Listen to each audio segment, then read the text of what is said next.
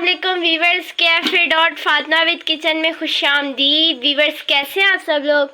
मेरी अल्लाह ताला से यही दुआ है आप लोग जहाँ भी रहें खुशो खुरम रहें। आज मैं लेके आई हूँ बेइंतहा मज़ेदार कोफ्तों की रेसिपी। आप लोगों ने कोफ्ते तो बड़े खाए होंगे, मटन के, बीफ के।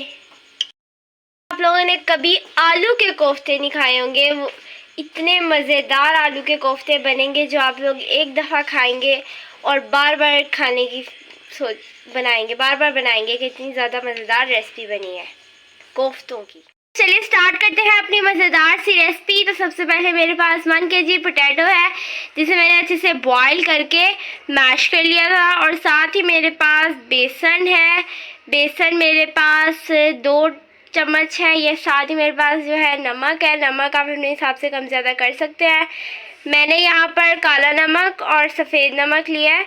यहाँ पर जो है काला नमक मेरे पास हाफ़ टी स्पून है, हाफ़ टी स्पून ही मेरे पास सफ़ेद नमक है। नमक आप अपने हिसाब से कम ज़्यादा कर सकते हैं। यहाँ पर मेरे पास है चाट मसाला। चाट मसाला मेरे पास 1 टीस्पून है। यहाँ पर मेरे पास है खुश्क धनिया पाउडर, वो भी मेरे पास 1 टीस्पून है। और यहाँ पर मेरे पास है रेड चिली पाउडर, यह भी आप अपने टेस्ट के हिसाब से कम ज़्यादा कर सकते हैं। मैंने 1 टीस्पून लिया है। तो यहाँ पर मेरे पास हरा धनिया जिसे मैं कट कर दूँगी, और ये सारी चीज़ें हम पोटैटो के अंदर मिक्स करते हैं। अब हम इसके अंदर सारी चीज़ें मिक्स कर लेंगे।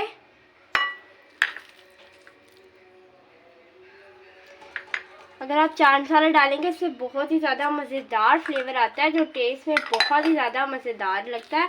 और यहाँ पर हमारे पास साथ ही जो है बेसन है। ये आप लोग अगर चाहें तो आप लोग इसे रोस्ट करके भी डाल सकते हैं, लेकिन इन दोनों चीज़ों से कोई फ़र्क नहीं पड़ता। रोस्ट डालें या ऐसे डालें, दोनों ही सेम ही लगते हैं, ज़्यादा फ़र्क नहीं पड़ता। ये हम बाइंडिंग के लिए इसके अंदर डाल रहे हैं।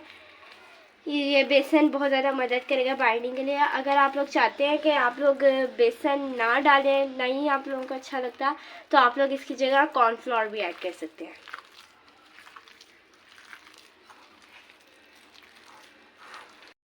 अब यहाँ पर मेरे पास जो है हरा धनिया है जिसे मैंने अच्छे से कट कर लिया है, ये मैं इसके अंदर ऐड कर दूँगी। और साथ ही मेरे पास 2 से 3 हरी मिर्चें हैं, ये मैं इसके अंदर ऐड कर दूँगी। और इसको मैं अच्छे से मिक्स कर लूँगी। इससे बहुत ही ज़्यादा टेस्टी फ्लेवर आता है हरे धनिया और हरी मिर्चों से। अपने सारे कोफ्ते बना लिया। मैं पैन रखूँगी चूल्हे पे पैन रख दिया। अब मैं गैस ऑन करूँगी।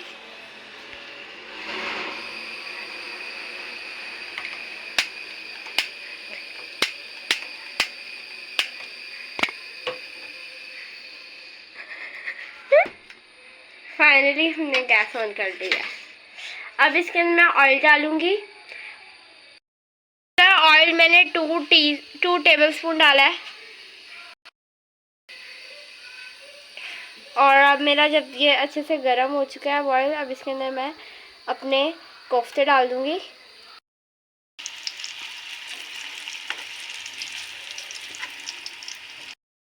लाइट ब्राउन सा कलर ले आएंगे, क्यूब सा कलर वो वाला है, वैसे हम सारे नहीं है ना। मेरा लाइट ब्राउन हो गया। अब इसकी मैंने साइड चेंज कर दिया, ऐसे ही मैं सबकी कर दूंगी। फ्राई करने में मेरी मम्मा हेल्प कर रही हैं। यहाँ पर मेरे कोफ्ते बनके बिल्कुल तैयार हो चुके हैं। अब इन्हें रखते हैं हम साइड पर। और साथ ही मेरे पास कुछ इंग्रेडिएंट हैं, जैसे कि सबसे पहले मेरे पास एक मीडियम साइज़ का प्याज है जिसे मैंने मोटे मोटे स्लाइस में कट कर लिया है। और साथ ही मेरे पास हरा धनिया है। हरे धनिया को और प्याज को चॉप करके मैं आपसे मिलती हूँ। मेरे पास कुछ गरम मसाले, यहाँ पर मेरे पास कुछ इंग्रेडिएंट हैं जो मैंने अपने मसाले के अंदर ऐड करने हैं। सबसे पहले मेरे पास 1 टीस्पून ज़ीरा है। साथ ही मेरे पास हाफ़ टी स्पून साबुत धनिया का पाउडर है। और हाफ़ टी स्पून मेरे पास काली मिर्चों का पाउडर है। हाफ़ टी स्पून मेरे पास ज़ीरा पाउडर है, हल्दी है। और यहाँ पर मेरे पास 3 खड़े गरम मसाले हैं। मेरे पास एक बादियान का फूल है, एक बड़ी इलायची है और एक सिनेमन स्टिक का पीस है। और मेरे पास यहाँ पर रेड चिली है। रेड चिली आप अपने टेस्ट के हिसाब से कम ज़्यादा कर सकते हैं। और इसके अंदर नमक भी जाएगा, वो भी आप लोग अपने टेस्ट के हिसाब से कम ज़्यादा कर सकते हैं। मैंने वही ऑयल डाला है जो मैंने कोफ्तों के लिए कोफ्तों में जिसमें मैंने कोफ्ते फ्राई किए थे। अब इसके अंदर वो जो मैंने प्याज और हरे धनिया का पेस्ट बनाया था, इसके अंदर मैं ये ऐड कर दूंगी।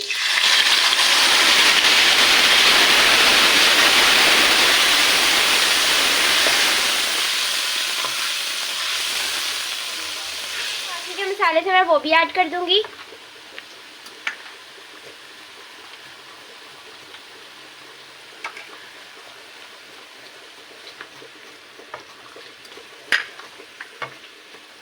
जीरा, और अब इसके अंदर मैं नमक ऐड करूंगी। नमक आप अपने टेस्ट के हिसाब से कम ज़्यादा कर सकते हैं।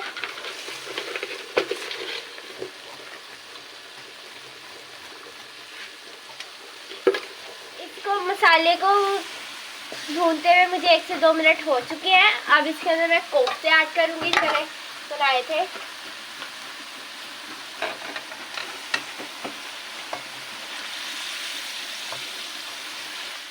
बहुत ही ज़्यादा मज़ेदार आलू के कोफ्ते बनके बिल्कुल तैयार हैं। आप लोग इसे चावलों के साथ और रोटी के साथ खा सकते हैं।